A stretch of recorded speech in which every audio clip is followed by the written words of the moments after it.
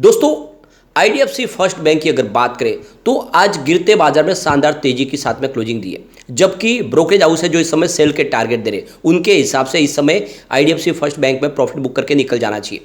पिछले एक साल में लगभग 150% की शानदार तेजी देखी हमने आईडीएफसी फर्स्ट बैंक में। तो क्या है आगे की संभावना, जानने की कोशिश करेंगे। क्या वाकई में आईडीएफसी फर्स्ट बैंक में आने वाले समय गिरावट होगी?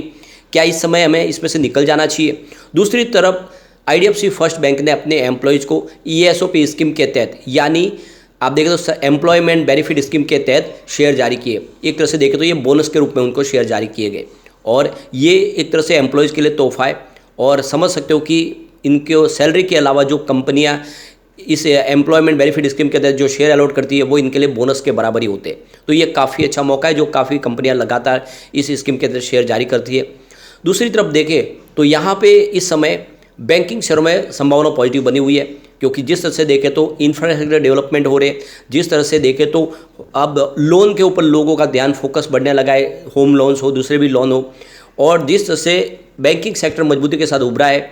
और ऑलरेडी अगर आईडीएफसी फर्स्ट बैंक की बात करें तो रिजल्ट बहुत ही बेहतर है। तो क्या इन्वेस्टमेंट करना चाहिए, जानने की कोशिश करेंगे इस वीडियो के माध्यम से।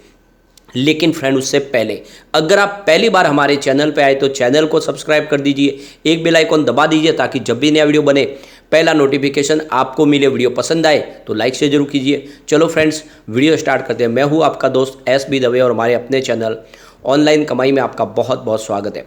सबसे पहले अगर हम बाजार की बात करें तो आज बीएसई सेंसेक्स 62,982 के स्तर पे क्लोजिंग थी, जहाँ पे 256 पॉइंट की गिरावट यानी 0.41% गिरा बीएसई सेंसेक्स। निफ्टी 50 की बात करें तो 18,665 के स्तर पे 0.56% की गिरावट थी। निफ्टी बैंक की अगर बात करें तो 43,622 के स्तर पे 0.23% की गिरावट देखने को मिली। और निफ्टी पीएसयू बैंक में गिरावट काफ़ी बड़ी थी, देख सकते हो 3,992 के स्तर पे 1.18% की भारी गिरावट। तो सरकारी बैंकों में आज ज़बरदस्त गिरावट हुई है। प्राइवेट सेक्टर की बैंकों में गिरावट बहुत मामूली थी। अब देखो निफ्टी प्राइवेट बैंक 22,292 के स्तर मात्र 0.02% की ही गिरावट थी। तो ये अच्छी बात रही कि आज प्राइवेट बैंक के शेयरों में इतनी कोई गिरावट नहीं थी। अब आईडीएफसी फर्स्ट बैंक की बात करें, शुरुआत फ्लैट हुई 77.60 पर, कल की क्लोजिंग यहीं पर थी।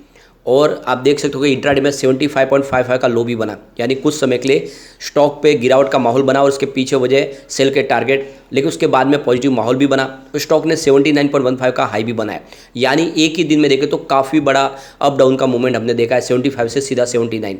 और ये एक तरह से देख सकते हो कि इसमें इन्वेस्टर की काफ़ी ज़्यादा इसमें उम्मीद जगी हुई है और वो इसमें निवेश करना पसंद करे इस लेवल पे। अंत में 77.65 पर क्लोजिंग थी, जहाँ पे 0.064% की तेजी भले मामूली हो, लेकिन गिरते बाजार में पॉजिटिव क्लोजिंग बड़ी बात हो जाती है। पिछले एक साल की इसकी परफॉर्मेंस देखें तो स्टॉक 31 के आसपास था, इस समय 77 के आसपास है। 150% का बम्पर रिटर्न दिया स्टॉक ने, तो लगातार दौड़ा स्टॉक। अब यहाँ पे इसके रिटर्न को देखें तो पिछले 5 साल के हिसाब से स्टॉक ने 84% का पॉजिटिव रिटर्न दिया है। 3 ईयर के हिसाब से देखें तो इसका रिटर्न 173% पॉजिटिव है। और सिर्फ 1 ईयर की बात तो 161% का बम्पर रिटर्न दिया है स्टॉक ने। अगर बात करें इसके 3 मंथ के रिटर्न की तो 41% का शानदार रिटर्न है। 1 मंथ की बात करें तो स्टॉक ने 17% का जबरदस्त रिटर्न दिया है और 1 डे के हिसाब से 0.19% की तेजी है। तो कहीं पर भी कोई निगेटिव रिटर्न देखने को मिल रहा है, लगातार आप देख सकते हो कि पॉजिटिव रिटर्न दिया हुआ स्टॉक ने, और ये इसके लिए मजबूती का सबूत है। तो भले ही इस समय देखें तो सीएलएस ने इसकी रेटिंग को घटाया हो, लेकिन जिस तरह से स्टॉक दौड़ रहा है वो काफ़ी काबिल तारीफ है। तो यहाँ पे जो बड़ी अपडेट निकल के आ रही है, आईडीएफसी फर्स्ट बैंक ने 27,39,750 इक्विटी शेयर जारी किए अपने एम्प्लॉयज़ के लिए ईएसओपी स्कीम के तहत, यानी एम्प्लॉय बेनिफिट प्लान के तहत। तो ये देख सकते हो कि एक तरह से बोनस के रूप में शेयर दिए गए अपने एम्प्लॉयज़ को। ये सैलरी के अलावा उनका एक्स्ट्रा बेनिफिट है। जो एम्प्लॉयज़ अच्छी सर्विस प्रोवाइड करते हैं, जो अपने टारगेट अचीव करते हैं, उनको बैंक की तरफ से ये एक तोहफा दिया गया है, एक बोनस दिया गया है। तो ये काफ़ी अच्छी बात है। और ये जो बैंक है, आप चाहे तो इस तरह से जो बैंक जारी करते हैं, इससे एक जोश और जुनून जगता है, वो और तेज़ी से अपने कारोबार में आगे बढ़ेंगे और बैंक के लिए अच्छा करेंगे। यानी उनके अंदर एक तरह से देखें तो ये बोनस शेयर देने से उनके अंदर एक स्फूर्ति जगती है और ये काफ़ी अच्छा एक फैसला है। तो यहाँ पे एक्सचेंज को जानकारी दी गई, उसके हिसाब से उन्होंने 10 रुपीज़ की फेस वैल्यू के ये शेयर जारी किए हैं अपने एम्प्लॉयज़ के लिए। अब यहाँ पे एक बड़ी अपडेट और निकल के आ रही है, सीएलएसए ने आईडीएफसी फर्स्ट बैंक की रेटिंग को डाउनग्रेड कर दिया है। यानी पहले जो इसकी रेटिंग थी वो बाय की, उसको अंडर परफॉर्म कर दिया है। और इसकी वजह से देखें तो कुछ शेयर में कुछ दबाव भी देखने को मिला। तो यहाँ पे देख सकते हो कि जो टारगेट है वो इस समय 85 का रखा हुआ है। और यहाँ पे देख सकते हो कि जो दीपेन मेहता है CLSA की तरफ से, उनका कहना है कि पिछले साल भर में देखें तो जो स्टॉक की प्राइस लगभग डबल हो चुकी है, काफ़ी स्टॉक दौड़ चुके हैं और आने वाले समय नियर टर्म में यहाँ पे गिरावट की संभावना बनेगी, एक हैविली सेलिंग प्रेशर बन सकता है। ऐसे में उनके हिसाब से आने वाले समय प्रॉफिट बुकिंग की ही संभावना बन रही है। तो यहाँ पे उनके हिसाब से काफ़ी ज़्यादा स्टॉक दौड़ चुके हैं और आने वाले समय गिरावट होगी, ये CLSA का कहना है। दूसरी तरफ ICICI डायरेक्ट ने भी यहाँ पे सेल की रेटिंग दी है और इन्होंने जो उसका टारगेट रखा है वो 77.20 का रखा है। करंट प्राइस के हिसाब से देखें तो स्टॉक और थोड़ा सा नीचे जाने की संभावना है, लेकिन उन्होंने सामने ये रिकमेंड किया कि आपको 79.40 का स्टॉप लॉस लगाना चाहिए। तो उनके हिसाब से अगर 79 को क्रॉस कर गया तो फिर एक तेज़ी का दौर भी आ सकता है। वैसे इन्होंने जो सेल का टारगेट दिया वहाँ पे स्टॉक आया है और वहीं के आसपास यहाँ पे देख सकते हो कि इसकी संभावना बनी है। तो कल अगर गिरावट का माहौल अगर बनता है बाजार में तो ये हो सकता है कि उनका जो सेल का टारगेट है 77.20 का वो टच कर जाए। वैसे कुल मिला के एक संभावना पॉजिटिव बनी हुई है। जो लॉन्ग टर्म इन्वेस्टर है उनके लिए अभी भी मौका है यहाँ पे खरीदारी का, उसके पीछे वजह इसका बिजनेस। अब यहाँ पे एक बड़ी अपडेट और निकल के आ रही है। यहाँ पे बैंक की तरफ से एक बड़ा फैसला किया गया है। माधवीवनन बालकृष्णन को यहाँ पे कंपनी की तरफ से देखो तो बैंक ने एग्जीक्यूटिव डायरेक्टर और चीफ ऑपरेटिंग ऑफिसर के पद पे अपॉइंट किया है।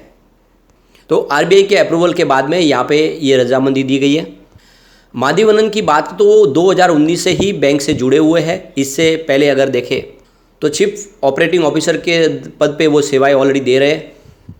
तो कुल मिला के काफ़ी अच्छा फैसला है। अब यहाँ पे आपको क्यों इस स्टॉक में बने रहना चाहिए, इसके पीछे वजह इसका बिजनेस। आप देख सकते हो इसके रेवेन्यू को जो लगातार बढ़ रहा है। मार्च 2022 की बात करें इनका रेवेन्यू 5385 करोड़ रुपये के आसपास था, जो मार्च 2023 में बढ़ के 7822 करोड़ तक पहुँच गया। और लगातार हर क्वार्टर में आपको रेवेन्यू बढ़ता हुआ दिखा देगा। कोई ऐसा क्वार्टर नहीं होगा जहाँ पे रेवेन्यू कम हुआ होगा, ये ग्राफ लगातार बढ़ा है। इसके अलावा जो एक सबसे शानदार आंकड़ा है वो है इसका प्रॉफिट का। क्वार्टर दर क्वार्टर आपको बहुत ज़बरदस्त प्रॉफिट बढ़ता हुआ दिखाई देगा। मार्च 2022 में जहाँ पे 352 करोड़ का प्रॉफिट था बैंक का, वो मार्च 2023 में बढ़ के 816 करोड़ तक पहुँच गया। दुगुना से ज़्यादा प्रॉफिट बढ़ा है पिछले एक साल में और हर क्वार्टर में बहुत तेज़ी से प्रॉफिट बढ़ रहा है। तो ये इतने शानदार आंकड़े के बाद प्राइस कैसे नीचे आएगी? जिसका बिजनेस इतना तेज़ी से बढ़ रहा है उसकी प्राइस डेफिनेटली बढ़ेगी। यहाँ पे इसका नेटवर्थ भी बढ़ा मार्च 2022 में जहाँ पे 21,082 करोड़ के आसपास था, वो मार्च 2023 में 25,848 करोड़ के आसपास पहुँच गया है। तो काफ़ी अच्छी बात है। एक अगर आप लॉन्ग टर्म इन्वेस्टर तो इस स्टॉक में बने रहे। यहाँ पे देख सकते हो कि प्रमोटर की होल्डिंग भी बढ़ी है, 36.48% थी जून क्वार्टर में, जो दिसंबर में 36.38% के आसपास रही। यानी आप देख सकते हो कि कुछ होल्डिंग कम हुई थी, लेकिन अब आप देख सकते हो कि मार्च क्वार्टर के दौरान 39.99% हो गई। तो प्रमोटर ने अपनी होल्डिंग को बढ़ा दिया। ये एक तरह से बड़ा पॉजिटिव ट्रिगर कह सकते हैं। इसके अलावा कोई गिरवी शेयर नहीं है। FI का भी अच्छा खासा निवेश है। देख सकते हो कि जून में हम 15.65% के आसपास ये होल्डिंग थी, दिसंबर में बढ़ा के 19.76% की, फिलहाल 19.31% होल्डिंग है। तो क्वार्टर 3 के मुकाबले मामूली सी कम हुई है, लेकिन जून के मुकाबले काफ़ी अच्छी बढ़ी हुई है। इसके अलावा DI की बात करें तो 5.52% की होल्डिंग थी जून में, दिसंबर में 9.59% हुई, फिलहाल 7.65% के आसपास है। तो जून के मुकाबले अभी भी जबरदस्त होल्डिंग बढ़ी हुई दिखाई देगी आपको DI की। म्यूचुअल फंड ने जरूर अपनी होल्डिंग कम किया, 5.19% की होल्डिंग थी जून में, 4.01 हुई दिसंबर, फिलहाल 2.72% की होल्डिंग है। तो म्यूचुअल फंड की होल्डिंग जरूर यहाँ पे कम हुई है, लेकिन FIDI का अच्छा खासा निवेश है। ऐसे में अगर आप लॉन्ग टर्म इन्वेस्टर है तो बिल्कुल अच्छा मौका है प्रॉफिट बुक करने की बजाय इसमें बने रहे। लेकिन जो शॉर्ट टर्म इन्वेस्टर है या मिड टर्म इन्वेस्टर, उनके लिए प्रॉफिट बुकिंग का सही मौका है। काफ़ी अच्छा स्टॉक दौड़ चुका है। हो सकता है कि गिरावट शुरू अगर बाजार ने साथ नहीं दिया तो स्टॉक नीचे भी आ सकता है, तो आपको प्रॉफिट बुक कर लेनी चाहिए। लेकिन फ्रेंड, कोई भी इन्वेस्टमेंट करने से पहले अपने फाइनेंशियल एडवाइजर से बारे ले ले या अपना खुद का रिसर्च करें, क्योंकि मैंने वीडियो आपके एजुकेशनल पर्पज़ के लिए ही बनाया। वीडियो पसंद आए तो लाइक से जरूर कीजिए और चैनल को सब्सक्राइब कर दीजिए। Thank you friend.